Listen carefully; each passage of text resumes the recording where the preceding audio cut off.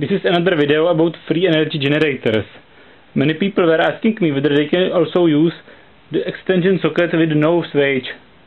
The people were also telling me to raise the generator up when it is operating to see there are no wires from underneath. I have just bought several new extension plugs to show you some new experiments. First I will use the one with 4 sockets and 7-meter cable. So I have the extension plug, the light bulb with the cable and the switch. This is the 60-watt one. The night light, another night light, the piezo's from the lighter, just like this.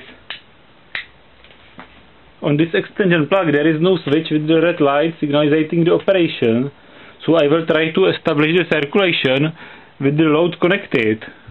So the load over 60 watts will be connected while starting it with the piezo. So I am opening it.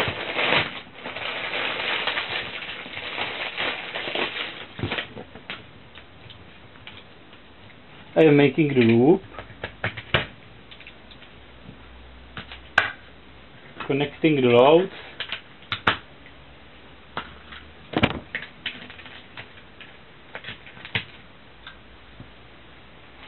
and now I am going to start it.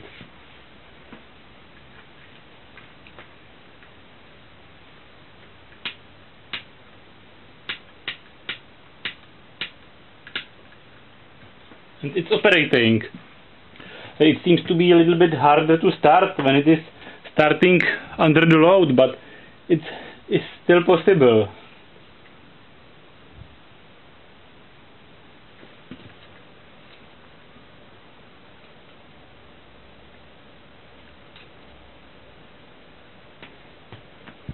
You can take this entire system with yourself, so you don't depend on the wall outlet anymore. You would probably tell me to connect some higher load, so I am going to borrow the hair dryer from my girlfriend. It has 1200 watts, so let's test it.